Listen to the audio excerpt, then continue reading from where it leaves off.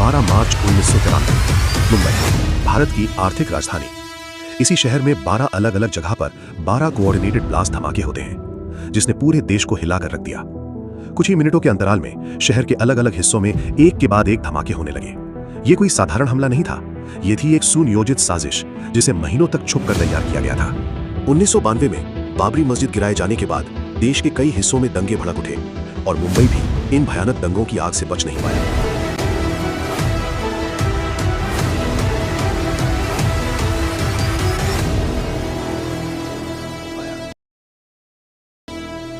मार्च 1993 दोपहर का समय था।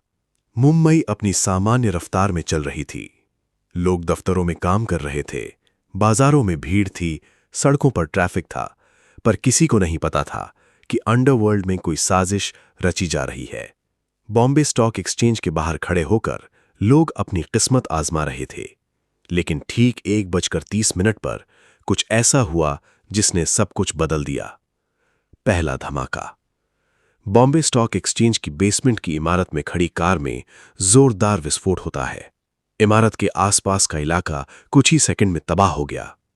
कांच टूट गए, कारें पलट गईं और हर तरफ धुआं फैल गया। लोगों को समझ ही नहीं आया कि आखिर हुआ क्या है।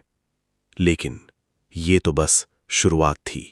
और इस हमले में 84 लोगों की मौत हुई और लगभग 217 लोग घायल हुए। बॉम्बे स्टॉक एक्सचेंज की बिल्डिंग में हुए धमाके के ठीक 47 मिनट बाद आतंक का अगला निशाना मुंबई का बिजिएस्ट और हाईली पॉपुलेटेड कथा बाजार बनता है।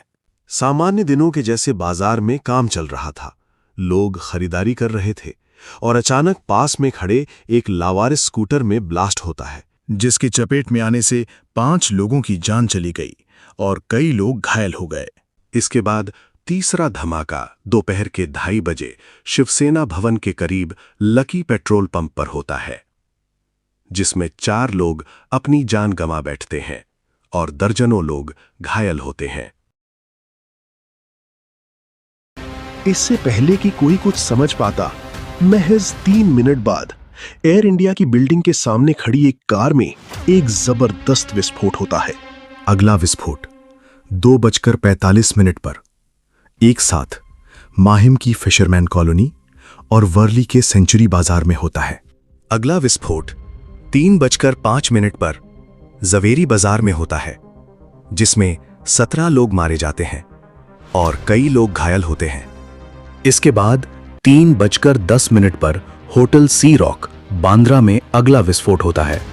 फिर एक के बाद एक 3:13 पर प्लाजा सिनेमा दादर, 3:20 पर होटल जुहू सेंटोर, 3:30 पर सहारा एयरपोर्ट टर्मिनल और 3:40 पर होटल एयरपोर्ट सेंटोर में विस्फोट होता है। सिर्फ 2 घंटे के अंदर 257 लोगों की जान जा चुकी थी और 1400 से ज्यादा लोग घायल हो चुके थे। सड़कों पर एम्बुलेंस बैरिकेडिंग कर दी गई, घायलों को अस्पताल ले जाया गया।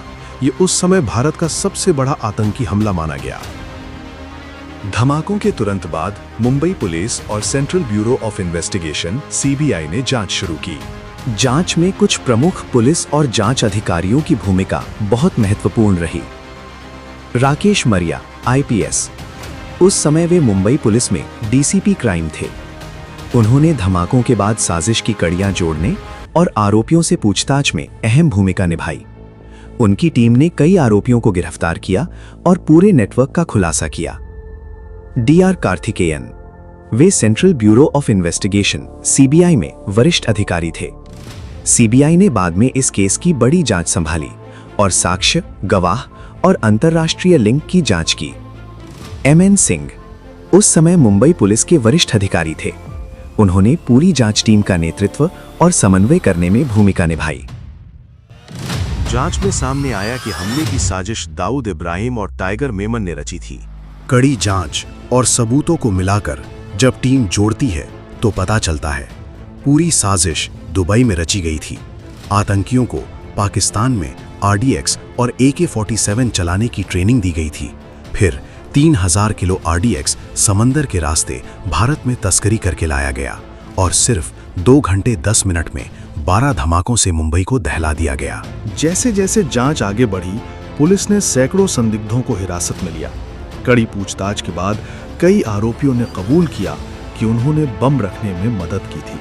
धीरे धीरे पूरी साजिश सामने आने लगी। इस केस की जांच में एक बड़ा मोड़ तब आया जब याकूब मेमन को गिरफ्तार किया गया। उसके पास से मिले दस्तावेजों और सबूतों ने पूरे नेटवर्क का खुलासा कर दिया। कई सालों तक चली सुनवाई के बाद सुप्रीम कोर्ट ऑफ इंडिया ने कई आरोपियों को सजा सुनाई। 2015 में याकूब मेमन को फांसी दी गई, जबकि कई अन्य को उम्र कैद हुई। इस तरह लंबी और जटिल जांच के बाद 1993 मुंबई ब्लास्ट की साजिश का सच दुनिया के सामने आया। इस हमले ने भारत की सुरक्षा व्यवस्था को पूरी तरह बदल दिया। आतंकवाद के खिलाफ कानून और जांच एजेंसियों को और मजबूत किया गया। ये घटना आज भी याद दिलाती है कि आंतरिक सुरक्षा और खुफिया तंत्र कितना महत्वपूर्ण है। निष्कर्ष यही है, 1993 मुंबई ब्लास्ट सिर्फ एक आतंकी हमला नहीं था, बल्कि एक चेतावनी थी कि देश की सुरक्षा में जरा सी चूक भी बहुत भारी पड़ सकती है।